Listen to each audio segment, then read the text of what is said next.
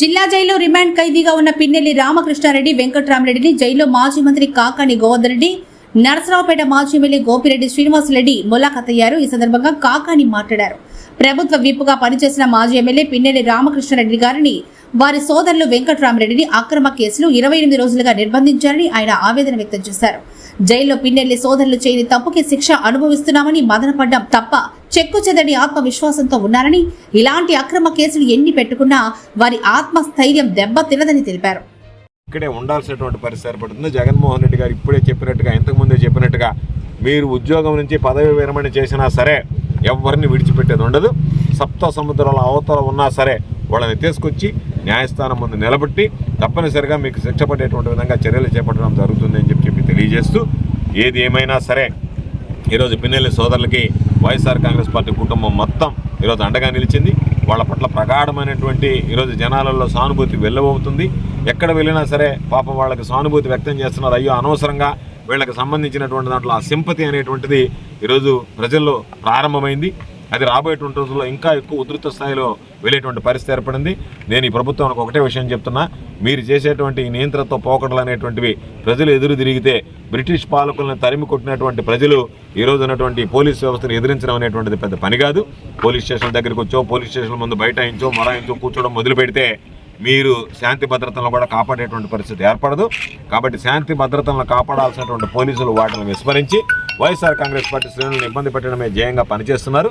ఇది సరైనటువంటి పద్ధతి విధానం కాదు అని చెప్పి ఈ సందర్భంగా మీకు అందరికీ ఒక హెచ్చరిక చేస్తూ, ఖచ్చితంగా రాబోయేటువంటి రోజుల్లో వైఎస్ఆర్ కాంగ్రెస్ పార్టీ తిరిగి అధికారంలోకి రాగానే ఈరోజు మీరు పెట్టినటువంటి అక్రమ కేసులు అన్నిటి మీద విచారణ చేస్తాం.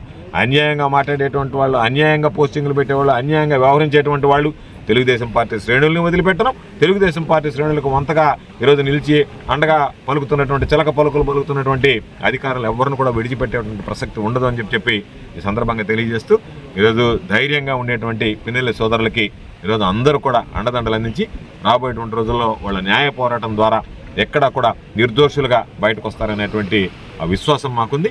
తప్పనిసరిగా వాళ్ళు నిర్దోషులుగా బయటకు వస్తారని చెప్పి సందర్భంగా తెలియజేస్తూ, ఎప్పటికైనా చంద్రబాబు కొడుకు, అబ్బా కొడుకులు ఇద్దరు కూడా మీ బుద్ధి మానుకుని మీ దుర్బుద్ధితో వ్యవహరించకుండా, ప్రజల పట్ల పక్షపాత వైఖరి ప్రదర్శించకుండా, మీకు ప్రజలు ఇచ్చినటువంటి అవకాశాన్ని సద్వినియోగం చేసుకుని వీలైతే, మీకు చేత కాదు ఎప్పుడు ప్రజలకు సంబంధించి ఆలోచన చేసి అభివృద్ధి సంక్షేమం అమలు చేయాలనేటువంటిది, మీకు చేత అయితే వీలైతే ప్రజలకు ఏదైనా మేలు చేసేదానికి ఆలోచన చేయండి తప్ప ప్రజలకు కీడు చేసేటువంటివి రేపు రాబోయేటువంటి రోజుల్లో తప్పనిసరిగా దాని ద్వారా మీరు మూల్యం చెల్లించుకోవాల్సినటువంటి పరిస్థితి ఏర్పడుతుందని చెప్పి హెచ్చరిస్తున్నారు. వైఎస్ఆర్ కాంగ్రెస్ పార్టీ అధ్యక్షులు, మాజీ శాసనసభ్యులు పిన్నెల్లి రామకృష్ణారెడ్డి గారిని, అదేవిధంగా పిన్నెల్లి వెంకట్రామరెడ్డి గారిని ఇద్దరినీ కూడా అన్యాయంగా, అక్రమంగా, ఎటువంటి సంబంధం లేకుండా, అంటే కనీసం చంపిన వాళ్ళు వైఎస్ఆర్ కాంగ్రెస్ పార్టీకి కానీ లేకపోతే మా కార్యకర్తలకు కానీ ఎటువంటి సంబంధం లేని వాళ్ళ కేసులో ఈరోజు అక్రమంగా ఇరికించి వీళ్ళిద్దరినీ కూడా కావాలని కక్ష సాధింపు చర్యతో ఈ ప్రభుత్వం ఏదైతే లోకేష్ చెప్తా ఉన్నాడో రెడ్ బుక్ రాజ్యాంగం రాయాలి, రెడ్ బుక్ రాజ్యాంగం రచించామని చెప్పి ఈరోజు ఇంత అక్రమంగా చేయటం తీవ్రంగా అన్యాయం.